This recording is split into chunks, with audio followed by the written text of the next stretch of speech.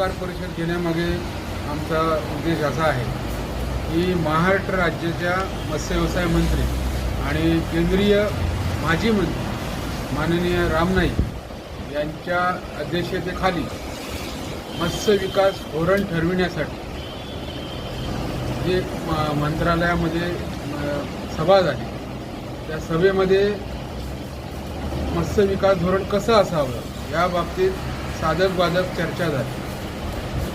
परंतु मत्स्य व्यवसाय करण्यामागे जे प्रकार आहेत, उदाहरणार्थ गिलनेटधारक, त्यांच्या बाबतीत कसं काय धोरण असावं तर ते सर्वांना कळावं. म्हणजे हे बा धोरण ठरवत आहेत, आम्ही सुद्धा त्याचे एक हिस्सेदार आहोत. मच्छीमार उद्या ती नयवाले यांचं पण धोरण त्याच्यामध्ये ठरवलं जाणार आहे. म्हणून ही त्यांना जागृती करण्यासाठी त्या मच्छीमारांना ही आम्ही पत्रकार घेत आहोत. आता गिलनेटधारक जसे आहेत या जिल्ह्यामध्ये, तसे फिशिंगवाले म्हणजे ट्रॉलरवाले सुद्धा आहेत, त्यांचंही धोरण यामध्ये ठरणार आहे.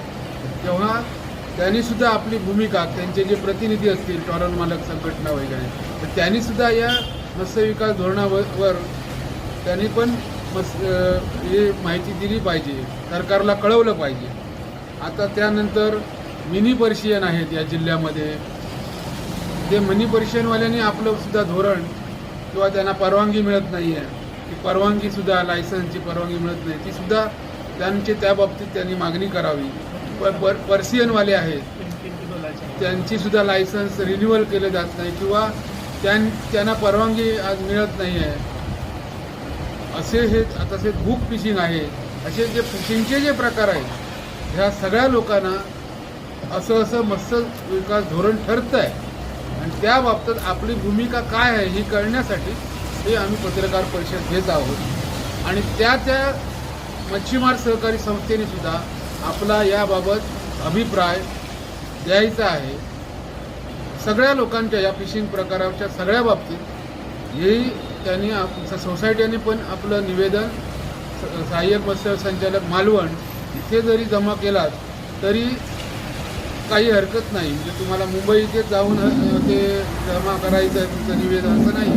दुसरी डिपार्टमेंट आणि त्याला महाराष्ट्र सरकारने मुदत दिलेली आहे 6 ऑगस्ट पूर्वी हे दिलं पाहिजे मग आपला अभिप्राय प्रत्येकाने.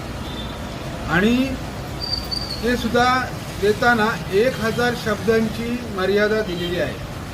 1000 शब्द असायला पाहिजे आणि 6 ऑगस्ट पूर्वी त्यांनी ते आपलं म्हणणं अभिप्राय या बाबतीत मत्स्य विकास बाबतीत प्रत्येक मत्स्य व्यवसाय प्रकारबद्दल प्रत्येक संस्थांनी त्यांच्या त्या संदर्भातील व्यवसाय संदर्भातले प्रतिनिधी जे आहेत त्यांनी असं हे अभिप्राय दिला पाहिजे.